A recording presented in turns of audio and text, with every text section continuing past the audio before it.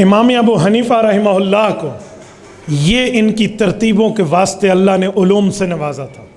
اب رہا سوال، ہم امام ابو حنیفہ کو کیوں مانتے ہیں؟ رتبہ بڑا، مقام بڑا، مرتبہ بڑا، درجہ بڑا، حیثیت بڑی، ویلیو زیادہ، لیکن ہمیں ماننے کی وجہ، اب توجہ رکھنا، امام صاحب رحمہ اللہ کا کام یہ تھا، وہ قرآن کریم کا مسئلہ اٹھاتے، حدیث نبویہ کا مسئلہ اٹھاتے، اپنے استاد صحابہ کرام سے پڑھے ہوئے تجربے کو لے کر اس مسئلے کا حل لکھ دیتے۔ جو حل ڈائریکٹ قرآن اور حدیث میں لکھا ہوا نہ ہوتا، امام صاحب نے صحابہ سے پڑھا تھا، وہ لکھ دیتے۔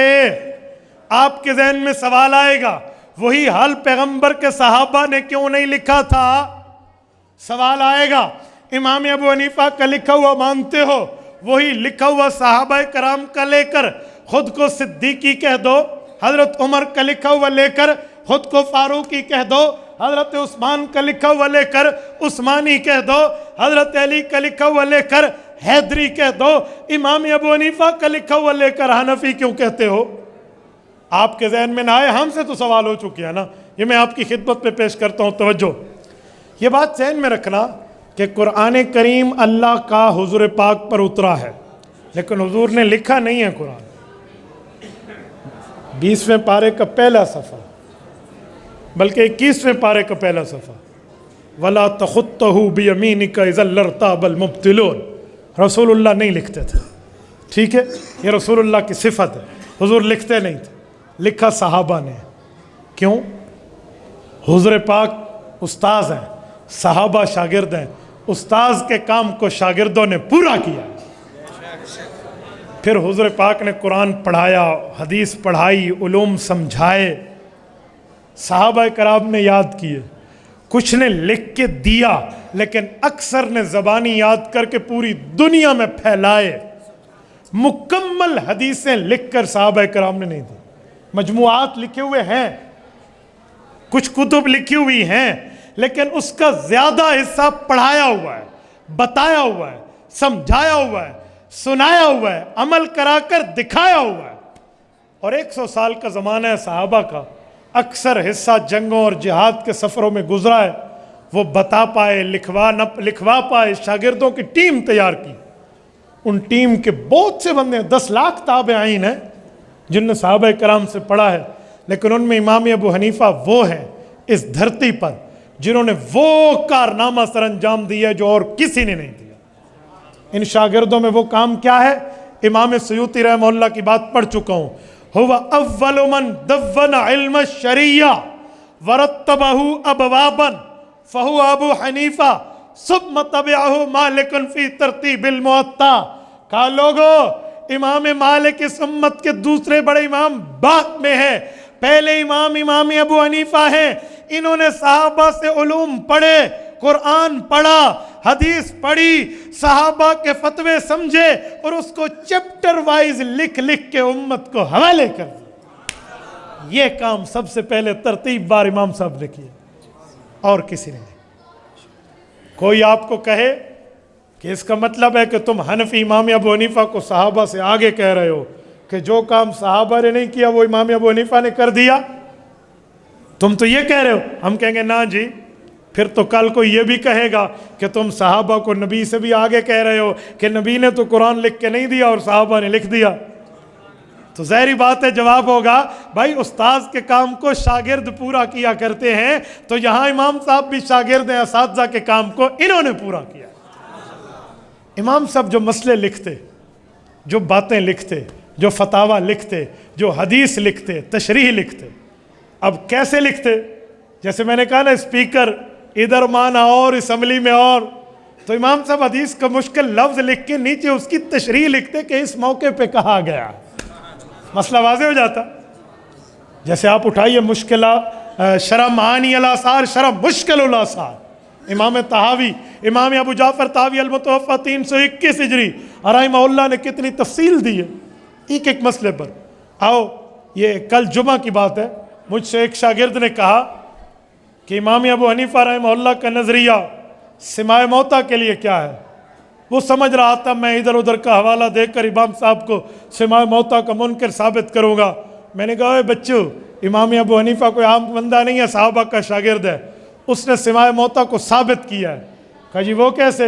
मैंने कहा शरम आनी अल आसार, तहावी उठाइए, अलमशी बिन निआली बैन अल कुबूर का बाब उठाइए। इमाम साहब से सवाल हुआ कि जूते पहन के कब्रिस्तान जाएं या जूते उतार के? इमाम साहब ने जो जवाब दिया, कुर्बान जाएं इमाम अबू हनीफा की फिरासत पे। फरमाया मेरे पाक पैगंबर ने फरमाया, इज़ा उक़बिर अल मय्यत, जब मैयत को कब्र में रख दिया जाता है, अताहु मलकान, दो फरिश्ते आते हैं, उठाकर बिठा देते हैं, सवालात शुरू करते हैं, हत्ता अन्नहु ला यस्मउ खफ़क़ा निआलिहिम। सही बुखारी की भी हदीस है, अभी मुर्दा जूतियों की आहट सुन रहा होता है कि सवालात शुरू हो जाते हैं। इमाम साहब ने फरमाया इस हदीस पाक में है कि जूतियों की आवाज़ सुनता है, तो मेरे पाक पैगंबर ने हदीस पाक में मुर्दे का सिमा भी बताया और जूतियों का पहनना भी जायज़ फरमाया। ये अकल और दानिश इमाम अबू हनीफा की है। ये मैं नहीं, इमाम अबू हनीफा का तर्जुमान इमाम तहावी शरमानी अल आसार में हदीस लाए हैं। मैंने कहा लीजिए, अगर ना इमाम साहब रहमहुल्लाह इमाम तहावी ये लिख कर कहते हैं, हाजा कौलु अबी हनीफा व अबी यूसुफ व मुहम्मद रहमहुल्लाह, ये नजर तहावी है। मेरे दोस्तों, तो इमाम साहब यूं हदीस से मसले निकालते। आओ मैं एक दो मसले और भी बताता हूँ इमाम साहब कैसे निकालते। इमाम अबू हनीफा रहमहुल्लाह की आदत मुबारक थी, वो मसला उठाते शरीयत का, उससे कुरान हदीस के दलाइल देखते, फिर लिख देते। इमाम साहब के पास एक मसला आया। मसला यह था कि जब बंदा इमाम के पीछे ठहर के नमाज अदा करे, मुक्तदी को कुरान पीछे पढ़ना चाहिए या नहीं पढ़ना चाहिए? इमाम साहब रहमहुल्लाह ने फतवा दिया।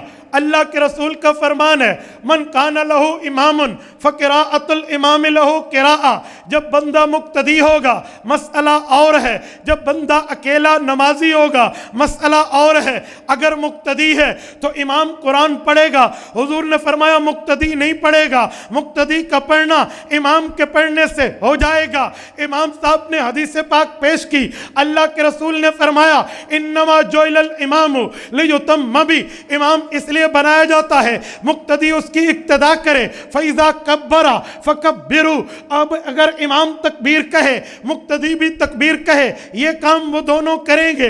लेकिन वैज़ा क़ाला गैरिल मग़ज़ूबि अलैहिम वलज़्ज़ालीन, सूरत फातिहा जब इमाम पढ़ ले, पता चला मुक्तदी नहीं पढ़ेगा।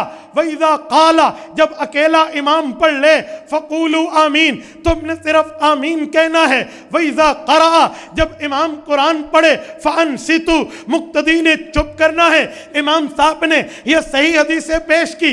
10, 15, 20 आदमियों को इश्काल व एतराज़ हुआ, वो इमाम साहब के पास आए, हम आपका फतवा नहीं मानते क्योंकि कल क़यामत में अल्लाह का दरबार लगेगा, मुक्तदी भी हाजिर होंगे, इमाम भी हाजिर होंगे, अल्लाह एक एक बंदे को उससे हिसाब लेंगे। अगर इमाम हिसाब का हुआ, वो तो सूरत फातिहा भी हिसाब देगा, सूरत का भी देगा, हम लोग कुरान नहीं पढ़ेंगे, हमारी नमाजों का हिसाब कैसे होगा? अब इमाम साहब ने जवाब क्या दिया? इमाम साहब ने कहा यार 15 बंदे बोल रहे हो, मैं 15 बंदों से कैसे बात करूं? ये कोई संजीदगी नहीं है, ये कोई एथिक्स नहीं है, ये कोई उसूल और आदाब नहीं है। तो उन्होंने कहा फिर क्या करें, हमें एतराज़ है। कहा अक्लमंद बनो, अपने में से किसी एक मौलवी को मेरे मुकाबले में बिठाओ, वो दलाइल में तगड़ा हो, वो बात करे, वो जीत गया तुम जीत गए, वो हार गया तुम हार गए। तो उन्होंने कहा जी बात तो अक्ल वाली की है, बात तो ठीक है। तो उन्होंने एक बंदे पर इत्तेफाक किया और उसको अपना मुनाजर बनाकर सामने बिठा दिया। इमाम साहब ने कहा मुझे फिर भी शक है कि ये बोलेगा तो तुम भी बोलोगे, तुम्हारी गारंटी कौन देता है कि तुम नहीं बोलोगे? उन्होंने कहा हज़रत हमने इसे बड़ा बनाया है, ये बोलेगा।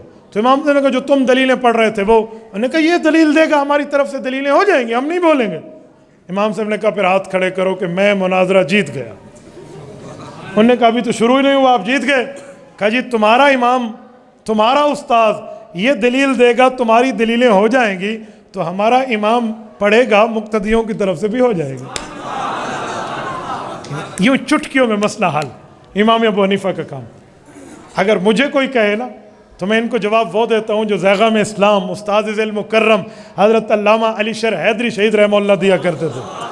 وہ فرماتے تھے کہ جو کہتا ہے نا کہ مقتدی سورت فاتحہ پڑھے تو نماز ہوتی ہے ورنہ نہیں، لگتا ہے کہ اس بندے کو حضور پاک کے امام الانبیاء ہونے پہ شک ہے.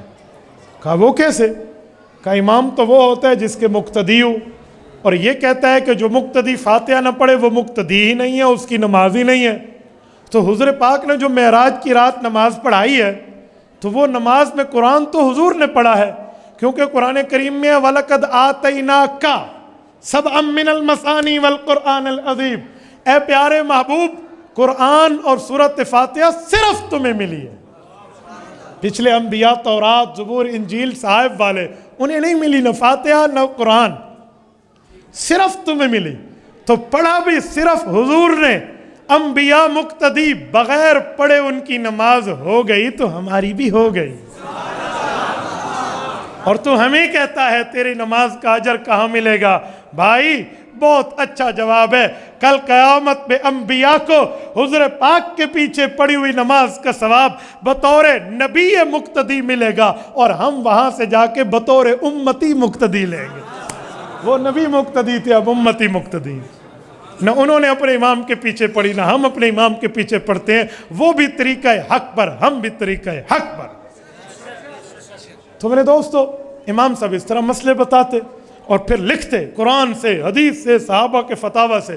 لکھ کے امام ابو حنیفہ نے حجت اللہ فی الارض، رئیس المناظرین مولانا محمد امین صفدر اکاڑوی رحمہ اللہ کی تحقیق و شماریات کے مطابق 12,90,000 مسائل فقہ حنفی کے امام صاحب نے لکھوائے ہیں. 12,90,000. اور لکھنے والے کون ہیں؟ سنو، امام قاضی یعقوب ابن ابراہیم قاضی ابو یوسف جو صحابہ کرام کے فتاوی کا حافظ، امام محمد ابن حسن شیبانی جو صحابہ کرام کے ناسخ و منسوخ حدیث کے علوم کا حافظ، امام حسن ابن زیاد اللؤلؤی جو صحابہ کرام کے قیاس کا ماہر، امام ظفر ابن حذیل جو صحابہ کرام کے اجتہادات کا حافظ و ماہر، عبداللہ ابن مبارک جو امیر المؤمنین فی الحدیث، فضیل ابن ایاز جو عابد الحرمین، عافیہ بن یزید جس کو قرآن و حدیث پر عبور، اور یحییٰ بن معین 10 لاکھ حدیث کا سندن متنن حافظ. اتنے بڑے بڑے محدثین نے امام صاحب کی شاگردی میں بیٹھ کر یہ مسائل لکھے. عبداللہ بن مبارک کون ہے؟ کھولیے امام ابن حجر اسقلانی المتوفی 852 ہجری کی فتح الباری شرح بخاری کا مقدمہ کھولیے. حضرت امام بخاری رحمہ اللہ کا قول ہے کہ جب میں حدیث پڑھنے لگا تو سب سے پہلے امام ابو حنیفہ کے شاگرد عبداللہ بن مبارک کی لکھی ہوئی کتاب کو پڑھا. یہ امام ابو حنیفہ ہے. تبارك الذي نزل الفرقان على عبده ليكون للعالمين نذيرا.